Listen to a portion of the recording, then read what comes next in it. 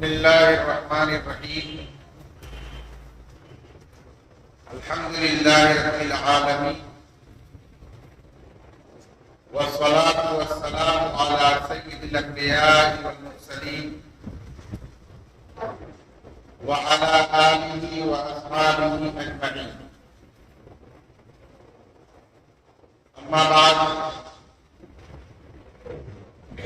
أعوذ بالله من الشيطان الرجيم.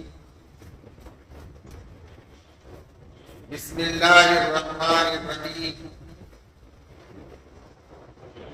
والذي بعث في الأميين رسولا منهم يتلو عليهم آياته ويزكيهم ويعلمهم الكتاب والحكمة وإن كانوا من قبل لفي ضلال مبين. صدق الله العلي العظيم. وقال رسول الله صلى الله عليه وسلم: الإيمان ضامن والمؤذن مؤتمن. اللهم أرشد الأئمة واغفر للمؤذنين، أو كما قال عليه الصلاة والسلام. برادران اسلام، بزرگان محترم، نوجوان ساتھیوں، عزیز بچوں اور پردہ نشین میری ماں اور بہنوں، سب سے پہلے میں آپ تمام حضرات کو خاتون پور کے اپنے تمام بھائیوں کو، مساجد کے تمام ائمہ کو،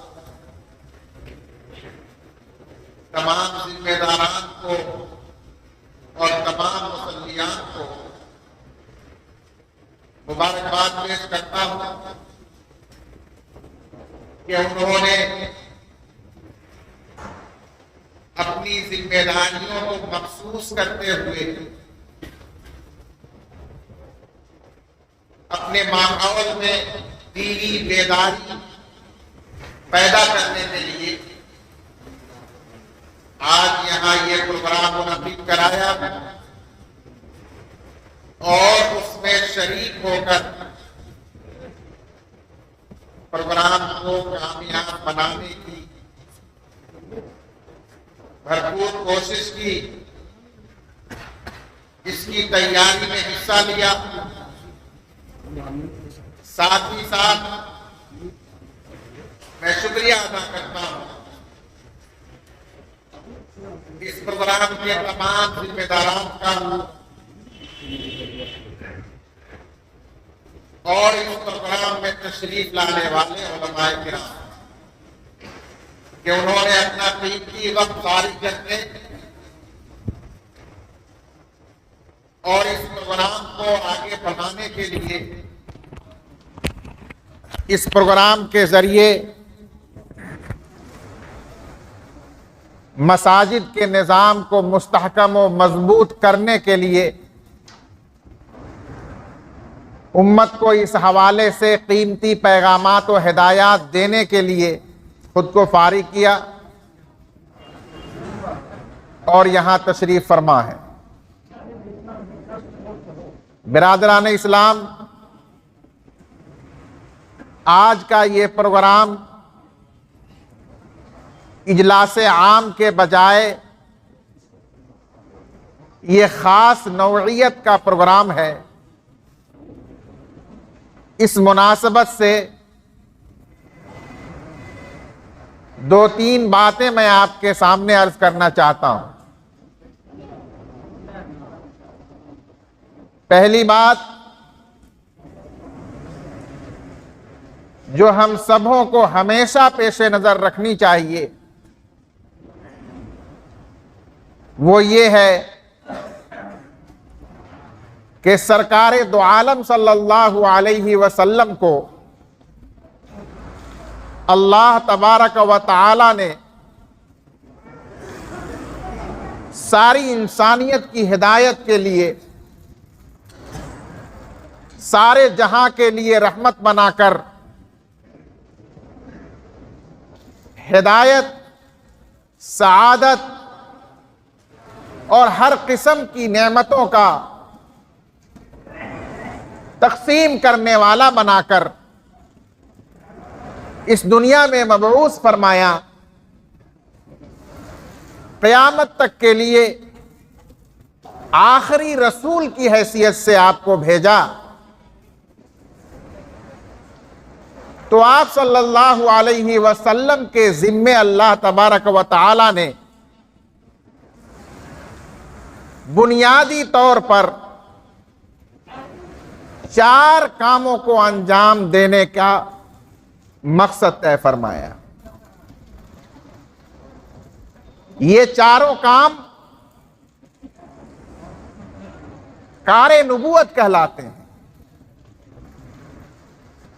یہ چاروں کام مقاصد بعثت کہلاتے ہیں۔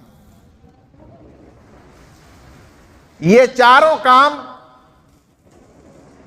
حضور صلی اللہ علیہ وسلم نے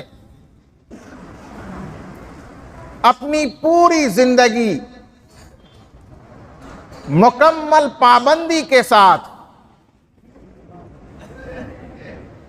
پوری حکمت و بصیرت کے ساتھ اس طور پر انجام دیے ہیں کہ قلیل عرصے میں پوری دنیا کے اندر انقلاب آ گیا۔ چونکہ ہم لوگ اللہ کے رسول صلی اللہ علیہ وسلم کے وارث ہیں۔ آپ صلی اللہ علیہ وسلم نے علماء کرام کو، ائمہ کرام کو اپنی دینی علمی میراث کا وارث بتایا ہے، اور یہ بشارت دی ہے کہ اس میراث میں سے جس نے حصہ پایا اس نے دنیا اور آخرت کی سعادتوں کا بڑا حصہ پا لیا۔ اس لیے آج ہمیں اور آپ کو اس بات کی بڑی ضرورت ہے کہ ہم اپنے گریبان میں جھانک کر سنجیدگی کے ساتھ غور کریں کہ اللہ کے رسول صلی اللہ علیہ وسلم کی جو اصل میراث ہے اس میں سے ہم نے اور آپ نے کتنا حصہ لیا ہے۔ اگر ہم اس میں سے حصہ لے رہے ہیں تو اس پر اللہ کا شکر ادا کرنا ہے، اور اس میں مزید محنت اور کوشش کے ساتھ مزید کامیابی اور کامرانی کی جد و جہد کرتے ہوئے اسے آگے بڑھاتے رہنا ہے۔ اور خدا نخواستہ اگر کہیں ہم سے کمی کوتاہی ہو رہی ہے تو آج کا یہ پروگرام کامیاب اسی وقت قرار دیا جائے گا جب ہم اپنے آپ میں یہاں سے پکا عہد کر کے نکلیں کہ اپنے ماحول سے، اپنے آپ سے، اپنے سماج سے اس کمی کوتاہی کو دور کر کے اور اللہ کے رسول صلی اللہ علیہ وسلم کے سچے پکے وارث کی حیثیت سے اس مقاصد بعثت کی تکمیل کریں گے، اس کار نبوت کو انجام دیں گے جس سے ہماری اور آپ کی زندگی میں انقلاب آ سکے۔ قرآن مجید میں 3 مواقع پر الفاظ کے تھوڑے سے فرق کے ساتھ ان مقاصد نبوت کو، ان کار نبوت کو بیان کیا گیا ہے۔ میں نے آپ کے سامنے قرآن مجید کی آیت تلاوت کی، وَالَّذِي بَعَثَ فِي الْأُمِّيِّينَ رَسُولًا مِّنْهُمْ، اللہ تبارک و تعالی ہی نے ان پڑھ لوگوں میں انہی میں سے ایک پیغمبر کو بھیجا۔ میرے بھائیوں، اللہ کے رسول صلی اللہ علیہ وسلم کی بعثت سے پہلے، آپ کی نبوت اور رسالت سے پہلے جو زمانہ اس دنیا پر گزر رہا تھا اس کو زمانہ جاہلیت کہا جاتا تھا، اس لیے کہ سب سے بڑا علم اور سب سے بڑی معرفت جو انسان کے پاس ہو سکتی تھی وہ اپنے خالق اور مالک کی معرفت، وہ اپنے رب اور رازق کی معرفت، اپنے خدا اور معبود کی معرفت تھی۔ یہ پوری انسانیت اس معرفت سے محروم ہو گئی تھی، اس لیے جاہلیت کے دور میں مبتلا تھی۔ اس کے بعد اگر دنیا میں کوئی علم، کوئی جانکاری، کوئی معرفت ہو سکتی تھی تو آپس میں مخلوق کے ایک دوسرے کے حقوق کی معرفت ہو سکتی تھی، اپنے فرائض اور ذمہ داریوں کی جانکاری ہو سکتی تھی۔ یہ انسانیت اور انسانیت کے سارے افراد آپسی حقوق سے نابلد تھے، اپنے فرائضوں سے ناواقف تھے۔ کوئی بھی انسان صحیح معنوں میں نہ دوسرے کے حقوق سے واقف تھا، نہ اپنے فرائض اور ذمہ داریوں سے آشنا تھا۔ اس کا نتیجہ یہ تھا کہ ہر طرف ظلم و جور، ہر طرف گناہ اور معصیت کا دور دورہ تھا۔ میرے بھائیوں، وہ جاہلیت کا زمانہ اور اس زمانے کے ان پڑھ لوگ تھے۔ اللہ تبارک و تعالی نے اس آیت میں صاف صاف فرمایا کہ ان پڑھ لوگوں کے اندر، ناخواندہ لوگوں کے اندر، جاہل لوگوں کے اندر ان میں سے ایک پیغمبر کو ہم نے بھیجا۔ اس لفظ کو لا کر اللہ تعالیٰ اس انقلاب کی عظمت کو سمجھانا چاہتے ہیں کہ ایسے سماج اور معاشرے کے اندر جہاں جاہلیت کا دور دورہ ہے، انہی میں سے ایک رسول آتے ہیں، ایک پیغمبر آتے ہیں، اور قلیل عرصے کے اندر اس معاشرے کو تعلیم یافتہ بنا جاتے ہیں۔ انتہائی قلیل عرصے کے اندر اس معاشرے کو دنیا کا مہذب ترین معاشرہ بنا کے چلے جاتے ہیں۔ اس معاشرے کے ایک ایک فرد کو اللہ کا ولی بنا کر چلے جاتے ہیں۔ اس معاشرے کے ایک ایک فرد کو سراپا عدل و انصاف، امانت و صداقت بنا کر چلے۔ مختصر سی مدت میں آپ نے اس ان پڑھ اور جاہل معاشرے کے اندر وہ کیا کام کیا، وہ کیا عمل انجام دیا جس کی وجہ سے یہ انقلاب آیا۔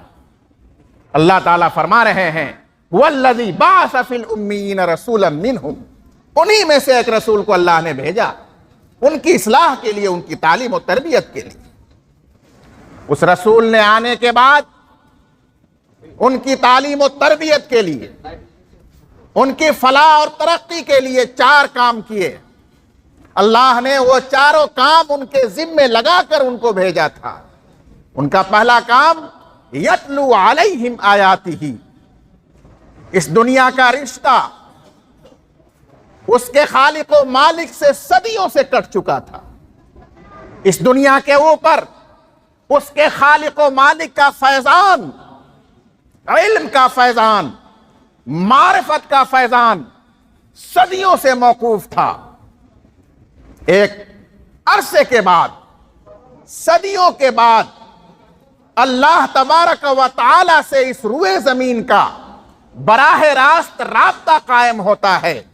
جبرائیل امین اللہ کے حکم سے اللہ کا پیغام لے کر، اللہ کی ہدایت لے کر غار حرا کے اندر تشریف لاتے ہیں، اور وہاں اللہ کے رسول صلی اللہ علیہ وسلم پر پہلی وحی نازل کرتے ہیں۔ اس میں اقرا کا حکم آتا ہے، اقرا بسم ربک الذی خلق، اے نبی آپ پڑھیں اپنے اس رب کے نام سے جس نے پیدا کیا، پیدا کرنے والے رب کے نام سے آپ پڑھیں۔ یہ پہلی وحی ہے، یہ پہلا پیغام ہے جو اللہ تبارک و تعالی کی طرف سے اس دنیا میں آیا ہے ایک عرصے کے بعد، صدیوں کے بعد، اور آخری پیغام کی حیثیت سے آخری رسول پر آیا ہے۔ میرے بھائیوں، یہاں سے سلسلہ شروع ہوا ہے اللہ کی آیتوں کے نزول کا، یہاں سے سلسلہ شروع ہوا ہے اللہ کی ہدایتوں کے نزول کا، یہاں سے سلسلہ شروع ہوا ہے اس دنیا اور آخرت انسانیت کی حقیقی فلاح و بہبود کا۔ اسے اللہ کی آیتیں کہتے ہیں۔ اللہ کے رسول کا پہلا کام اور پہلی ذمہ داری تھی یتلو علیہم آیاتہ، کہ اللہ تبارک و تعالیٰ کی آیتیں جو آپ پر نازل ہونا شروع ہو چکی ہیں، اللہ تبارک و تعالیٰ کی جو ہدایتیں اور پیغام آتے رہیں گے، آپ کی پہلی ذمہ داری ہے کہ آپ ان تمام آیتوں کو، ان تمام ہدایتوں کو، ان تمام پیغامات کو پوری امت کے سامنے، پوری انسانیت کے سامنے تلاوت کریں، بار بار انہیں پڑھ کر سنائیں، اور اتنا سنائیں، اتنا تلاوت کریں کہ یہ انہیں محفوظ ہو جائیں، یہ انہیں ازبر ہو جائیں۔ یہ آپ کا پہلا کام تھا۔ میرے بھائیو، نمونہ کے طور پر اس پہلی وحی کو دیکھ لیجئے جس میں اللہ تعالیٰ نے فرمایا اقرا بسم ربک الذی خلق، اپنے پیدا کرنے والے کے نام سے آپ پڑھیے۔ الذی خلق، الذی خلق الانسان من علق، جس نے انسان کو جمے ہوئے خون سے پیدا کیا، انسان کو جمے ہوئے خون سے پیدا کیا۔ اس سے اندازہ لگائیے انسان کی ذاتی حیثیت کا۔ اقرا وربک الاکرم، دوبارہ پڑھنے کا حکم ہے۔ پڑھیے، آپ کا رب بڑا کریم ہے، جب اس نے جمے ہوئے خون سے ایسا انسان پیدا کر دیا تو اس کے کرم کا ٹھکانہ کہ وہ اپنے پڑھنے لکھنے والے بندوں کو اس دنیا اور آخرت کے اوج ثریا تک، کمال کے عروج تک پہنچا سکتا ہے۔ وہ تو بڑا کریم ہے، وہ ذرے کو آفتاب کر سکتا ہے، وہ فرش نشی کو عرش نشی بنا سکتا ہے۔ پڑھنا آپ کا کام ہے، کرم اس کا شامل حال رہے گا۔ پڑھیے، دوبارہ حکم آ رہا ہے انہی چند آیتوں کے اندر پڑھنے کا۔ اقرا، جب کسی بات پر زور دینا، وہ بات بار بار کہی جاتی ہے۔ پہلی وحی آ رہی ہے، اللہ تعالیٰ نے شروع کیا اس کو پڑھنے کے حکم سے، اور پھر 2 آیت کے بعد دوبارہ فرمایا اقرا وربک الاکرم، آپ پڑھیے، آپ کا رب بڑا کریم ہے، اس کا کرم شامل ہوگا تو اس پڑھائی کی بدولت یہ خاک نشیں عرش نشیں ہو جائے گا۔ یہ جمے ہوئے خون سے پیدا ہونے والا انسان رشک ملائکہ بن جائے گا۔ پڑھیے، کرم اللہ کا ہوگا۔ اس کے بعد تیسری مرتبہ پھر پڑھنے لکھنے کی تاکید کی جا رہی ہے۔ الذی علم بالقلم، اللہ نے قلم سے سکھایا۔ بتایا جا رہا ہے کہ پڑھائی لکھائی کے لیے اس کے اسباب اور وسائل مقرر ہیں۔ جب تک ان اسباب و وسائل کو اختیار نہیں کیا جائے گا، انسان پڑھائی لکھائی میں کامیاب نہیں ہو سکتا۔ قلم تعلیم کا بہت پرانا وسیلہ ہے۔ قلم لکھنے پڑھنے کا بڑا قدیم ذریعہ ہے۔ اللہ تعالیٰ نے سب سے پہلے جن چیزوں کو پیدا فرمایا ان میں قلم کو پیدا فرمایا۔ قلم کی پیدائش انسان کی پیدائش سے بھی پہلے سے ہے، کیونکہ انسان کو اس قلم کی ضرورت اپنے وجود اور اپنی زندگی سے زیادہ ہے۔ اگر اس قلم کے ساتھ انسان کا وجود ہے تو وہ معتبر اور مستند وجود ہے، وہ ترقی اور فلاح کو پانے والا وجود ہے۔ اگر اس قلم کے بغیر انسان کا وجود ہے تو حیوان اور انسان میں صرف بولنے چالنے کا فرق رہ جاتا ہے۔ میرے بھائیو، اللہ نے قلم کو انسان کے وجود سے پہلے پیدا فرمایا الذی علم بالقلم، قلم سے اللہ تعالیٰ نے انسان کو تعلیم دی ہے۔ لہٰذا انسان جب پڑھے گا، جب علم حاصل کرے گا تو اس کے جتنے وسائل ہو سکتے ہیں، آج اللہ کا فضل و کرم ہے کہ تعلیم حاصل کرنے کے لیے جدید سے جدید وسائل اللہ نے پیدا فرما دیے ہیں۔ اللہ تعالیٰ نے کسی بھی ذریعے اور وسیلے کو حرام نہیں بنایا۔ اگر مقصد صحیح ہے، مقصد نیک ہے، اللہ کی ہدایت اور پیغام کی تکمیل ہے، تو اس کے لیے جو بھی ذریعہ اور وسیلہ ہو سکتا ہے، وہ ذریعہ اور وسیلہ جو اس کے لیے بنایا گیا، اگرچہ وہ صدیوں کے بعد ایجاد کیا گیا، لیکن اگر وہ اس میں معاون اور مفید ہے تو اس ذریعے اور وسیلے سے اس علم کو حاصل کرنا ہماری اور آپ کی ذمہ داری ہے۔ قرآن مجید کی ہدایت ہے، الذی علم بالقلم، قلم سے اللہ نے تعلیم دی ہے۔ تعلیم کے اسباب و وسائل کو اختیار کرنا ہو، جدید وسائل بھی اختیار کرنے پڑیں گے۔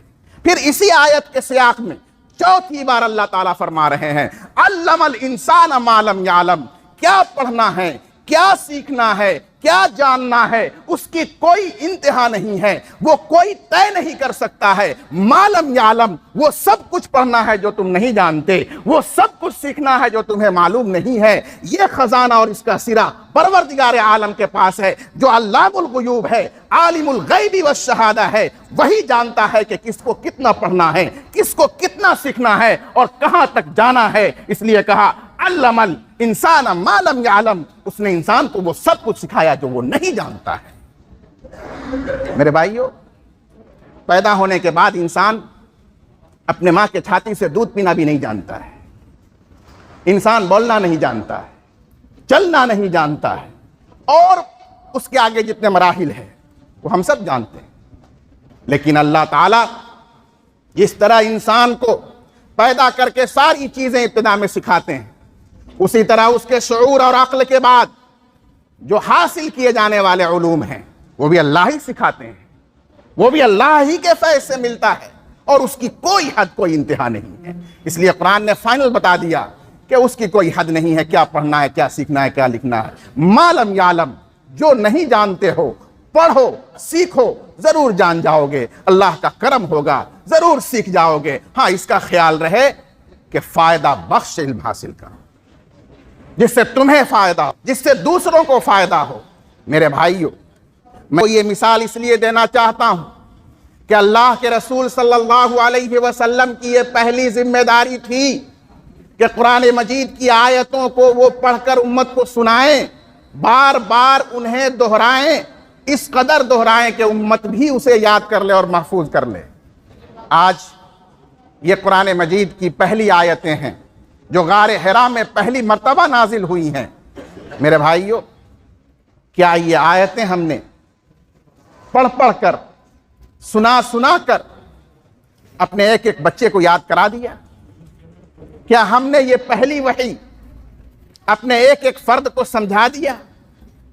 کیا ہمارے سماج کے ہر فرد کو یہ معلوم ہے کہ پہلی آیت کون سی نازل ہوئی تھی، پہلی وحی کون سی آئی تھی، وہ آیتیں کیا ہے؟ میرے بھائیو، یہ صرف ایک مثال ہے۔ اللہ کے رسول صلی اللہ علیہ وسلم کے متعلق آپ اندازہ لگائیے کہ پورے قرآن مجید کی ہزاروں آیتیں اللہ کے رسول صلی اللہ علیہ وسلم پر نازل ہوئیں، اور آپ صلی اللہ علیہ وسلم نے وہ ساری آیتیں امت کو پڑھ کر سنائیں، وہ ساری آیتیں آپ نے امت کو یاد کرائیں، ان ساری آیتوں کو پڑھنے کا طریقہ آپ نے بتایا۔ میرے بھائیو، ہماری اور آپ کی پہلی بنیادی ذمہ داری وہی ہوگی جو سرکار دو عالم صلی اللہ علیہ وسلم کی تھی۔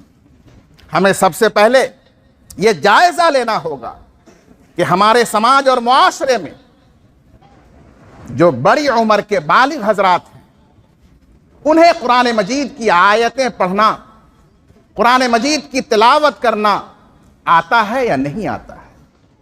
اس کے بعد جو ہمارے سماج کے بچے ہیں، بچیاں ہیں، انہیں قرآن مجید کی آیتیں پڑھنا، اس کی تلاوت کرنا آتا ہے یا نہیں آتا ہے۔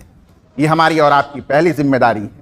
مسجد کے نظام میں سب سے بنیادی کام جو ہونا چاہیے وہ تلاوت آیات کا کام ہونا چاہیے۔ امام صاحب مصلی پر کھڑے ہو کر تلاوت آیات کریں گے، مقتدی حضرات اس میں سنیں گے، اس سے بھی سمجھیں گے، سیکھیں گے، آیتوں کو سنیں گے۔ لیکن اسی پر کام مکمل نہیں ہو جاتا، اس کے بعد بھی وہ قرآن مجید کی آیتوں کو سننے سنانے کا سلسلہ جاری رکھیں گے۔ آپ صلی اللہ علیہ وسلم نے جو قرآن کی تلاوت کرنا سکھایا، کیا صرف آپ نے بچوں کو سکھایا؟ نہیں میرے بھائیو، آپ صلی اللہ علیہ وسلم نے بچوں سے کہیں زیادہ قرآن مجید کی آیتیں سنا کر بالغ اور جوان لوگوں کو سکھایا، بوڑھے لوگوں کو سکھایا، آپ صلی اللہ علیہ وسلم نے جوان اور بوڑھے لوگوں سے قرآن سن کر ان کی تصحیح اور اصلاح کی۔ آج ہماری مسجد کے اندر تصحیح قرآن کا نظام نہیں ہے، تلاوت آیات کا نظام نہیں ہے۔ جب تک قرآن مجید کے ساتھ ہمارا اور آپ کا رشتہ مضبوط اور مستحکم نہیں ہوگا، جب تک ہم اسے اپنے لیے ہدایت کی کتاب تصور نہیں کریں گے، جب تک ہم اس کی آیتوں کو سیکھنے اور پڑھنے کے لیے اپنے وقت کو فارغ کر کے محنت نہیں کریں گے، تب تک یقین مانیے کہ ہم اور آپ کامیاب نہیں ہو سکتے۔ یہ اللہ کی وحی اور کتاب ہدایت ہے۔ میرے بھائیوں، یہ پہلا کام جو ہونا چاہیے، اور صرف بچوں میں ہی نہیں، بڑے لوگوں میں ہونا چاہیے، جوان لوگوں میں ہونا چاہیے، عمر دراز بڑے لوگوں میں، بوڑھے لوگوں میں ہونا چاہیے کہ وہ قرآن کس طرح پڑھتے ہیں۔ کبھی اس کا موقع ہو، اس کا مرحلہ آئے کہ آدمی قرآن مجید سنے اور پھر اس کو صحیح پڑھ کے سنائیں۔ میرے بھائیوں، اگر ہم اپنے قیمتی اوقات میں سے تھوڑا سا وقت نکال کر روزانہ نہ صحیح، ہفتے میں چند دن بھی، چند گھنٹے بھی اس کے لیے فارغ کریں اور تلاوت آیات کا نظام بنائیں، تو میرے بھائیوں، اس کے اثرات سے یہ پورا ہمارا معاشرہ اور سماج ایک قدم اصلاح کی طرف ضرور بڑھے گا۔ آپ کا دوسرا کام، آپ صلی اللہ علیہ وسلم کی دوسری ذمہ داری کیا تھی؟ یتلو علیہم آیاتہ کے بعد ویزکیہم، آپ صلی اللہ علیہ وسلم انسانوں کی تربیت فرماتے تھے۔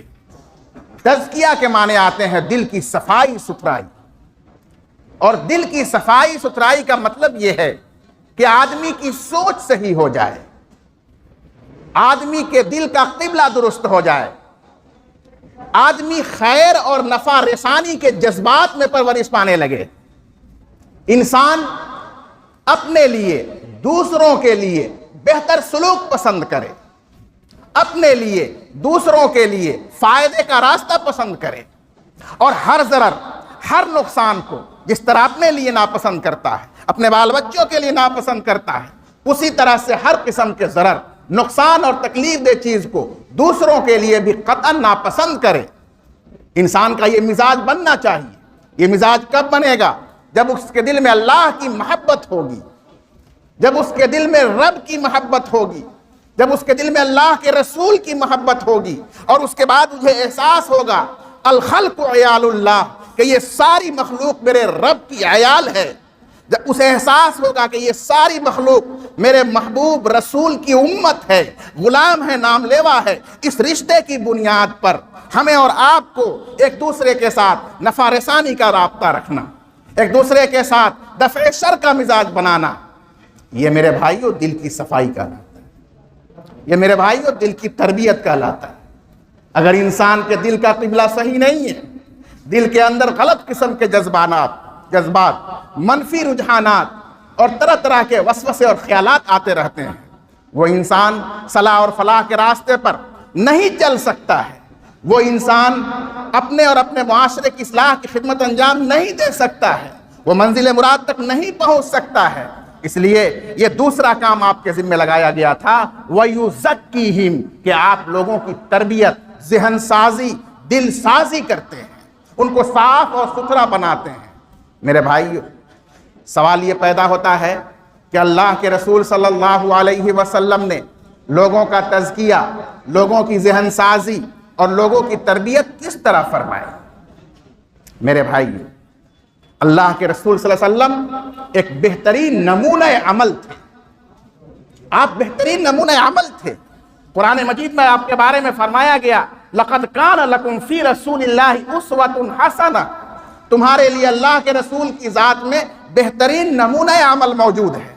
آپ نے تزکیہ، آپ نے اصلاح، آپ نے دل کی تربیت جو فرمائی ہے، وہ بہترین نمونہ عمل پیش کر کے آپ نے فرمایا۔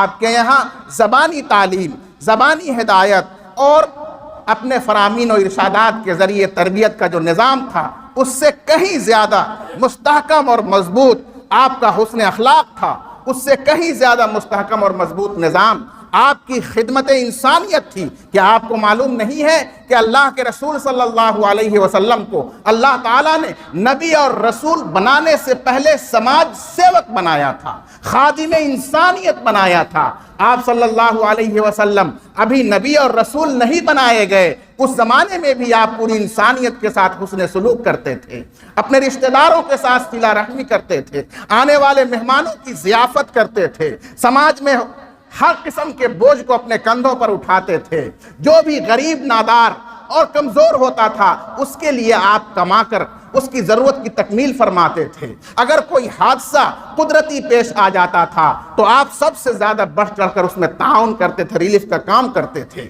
یہ آپ صلی اللہ علیہ وسلم کی جب آپ صلی اللہ علیہ وسلم غار حرا سے تشریف لائے ہیں، پہلی ہدایت اور وحی لے کر آئے ہیں، تو آپ پریشان ہیں چونکہ آپ کی زندگی میں ایک نیا واقعہ پیش آیا ہے۔ آپ حاضر ہوتے ہیں، حضرت خدیجہ کبریٰ رضی اللہ تعالی عنہ کی خدمت میں آتے ہیں اور ان سے اپنا سارا واقعہ بیان کرتے ہیں، تو وہ برجستہ یہی کہتی ہیں کہ اے اللہ کے رسول، اللہ تعالیٰ ہرگز آپ کو ضائع نہیں کریں گے، انک لتصل الرحم، کیونکہ آپ صلہ رحمی اور حسن سلوک کرتے ہیں، وتحمل الکل، سماج و معاشرے کا ہر بوجھ اپنے کندھوں پر اٹھاتے ہیں، وتقری الضیف، مہمان کی آپ مہمان نوازی کرتے ہیں، وتکسب المعدوم، اور معدوم و نادار کے لیے آپ کماتے ہیں، وتعین علی نوائب الحق، اور حق اور قدرتی مصائب، مشکلات و آفات میں آپ تعاون کا کام کرتے ہیں، حصہ لیتے ہیں۔ ایسے خادم انسانیت کو، ایسے سماج سیوک کو ممکن نہیں کہ اللہ ضائع کر دے، ممکن نہیں کہ اللہ تعالیٰ اسے کسی گھڈے میں دھکیل دے۔ یہ تو آپ کی معراج ہے،